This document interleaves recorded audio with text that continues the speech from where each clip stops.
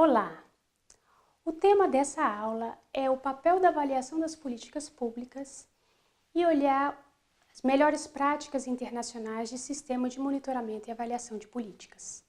E por isso nós vamos avaliar no primeiro slide o panorama da estrutura fiscal do governo federal nos últimos anos. Temos aqui o governo passou por uma grande crise econômica, e com isso, a partir de 2004, nós tivemos uma crise fiscal estrutural com déficits crescentes. Isso é refletido na trajetória da dívida bruta nos últimos anos, que projeções indicam lá para 2021, chegando a casa de 80% do PIB. Isso significa que nós temos um dilema e um desafio muito grande de reestruturar as nossas contas públicas. Como fazemos isso? A chave disso está na racionalização e priorização do gasto público, principalmente agora que nós temos a Emenda Constitucional 95, que trata da limitação dos gastos públicos por 10 anos. Hoje em dia, a chave, então, é a questão da priorização e de como avaliar o gasto de maneira eficiente. Então, passamos para o segundo ponto. Para que serve uma avaliação de políticas e qual a sua importância? A avaliação de políticas é a parte fundamental e integral do ciclo de políticas públicas. É desse momento em que você consegue avaliar o que está errado na execução, através do diagnóstico e evidências que a avaliação de políticas públicas aperfeiçoa o mecanismo de gestão. E a parte de accountability, prestação de contas para a sociedade, é fundamental nesse discurso. A avaliação de políticas é a forma racional de subsidiar a tomada de decisão do ponto de vista estratégico. É dessa forma que temos que olhar essa questão da avaliação. Um ponto importante é saber diferenciar o que é uma análise ex ante e uma análise ex post de política. A análise ex ante objetiva promover uma reflexão no nível mais elevado quando de uma criação, expansão ou reformulação de uma política. A avaliação ex post é um instrumento de racionalidade de tomada de decisão ao longo da execução de uma política já em andamento, dizendo ao gestor o que e como aprimorar a política pública. Um exemplo de uso de análise de política ex ante. Nós temos aqui um critério, por exemplo, uma política de melhoria habitacional. E aí, com o objetivo de reduzir o déficit habitacional qualitativo. O que devemos focar numa análise ex ante? Para que serve a política? O foco dessa habitação, do déficit qualitativo? Qual é o público-alvo que visa atingir essa política? Existem políticas transversais ou semelhantes? Existe experiência internacional? Isso são exemplos desse ferramental de análise ex ante que se possa utilizar.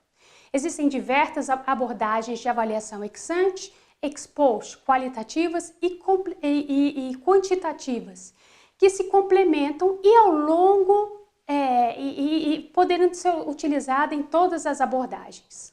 Com o enfoque de olhar o que há de melhores práticas internacionais, estudamos e pegamos inspirações em outros países que já têm essa cultura da avaliação de política pública.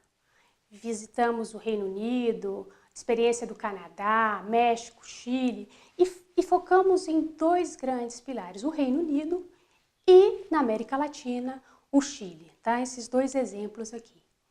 No Chile, temos uma visão de escolhas de políticas públicas a serem analisadas ao longo do exercício fiscais e essas avaliações, inclusive, têm enfoque no ciclo orçamentário, têm efeito no orçamento público. Como podemos ver no slide, no Reino Unido, nós temos aqui o Green Book, que é o guia de avaliação de análise ex ante, e o Magenta Book, que é o livro de análise ex post.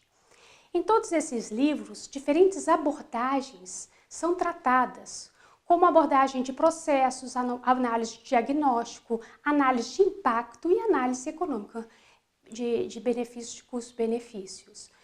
Então, para onde Aonde queremos chegar e o que precisamos implementar e disseminar, tanto no âmbito do governo federal quanto para as outras esferas de governo. O primeiro ponto é uma visão institucionalizada de monitoramento e articulação coordenados no Executivo, de forma, inclusive, a incentivar os demais entes da federação.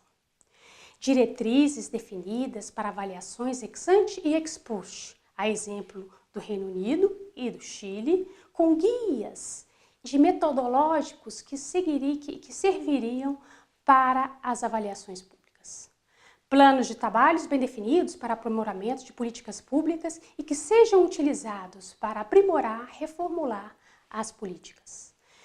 Para isso, temos inclusive em andamento no Congresso Nacional um projeto de lei de finanças públicas com um capítulo específico sobre monitoramento e avaliação das políticas. Das externalidades positivas que existem na visão de consolidação da cultura de avaliação de políticas públicas, podemos citar a maior articulação entre as avaliações e a gestão das finanças públicas. Como podemos retroalimentar uma avaliação no processo orçamentário e refletir efetivamente se é uma melhora ou se é uma maior alocação ou menos de recursos. Outro ponto importante é que os gestores buscarão avaliar mais as suas políticas para antecipar possíveis aprimoramentos, buscar melhores resultados. Uma parte importante que também temos que ter em mente é uma maior sistematização de análise de dados administrativos, gerando uma maior oferta de avaliações de instituições externas de pesquisa, criando um banco de informações capazes para gerar essas avaliações de políticas públicas. Por fim, é preciso buscar o novo, priorizar políticas eficientes com foco na melhoria da prestação dos serviços públicos e na redução dos custos, com o cidadão posicionado no centro das decisões governamentais.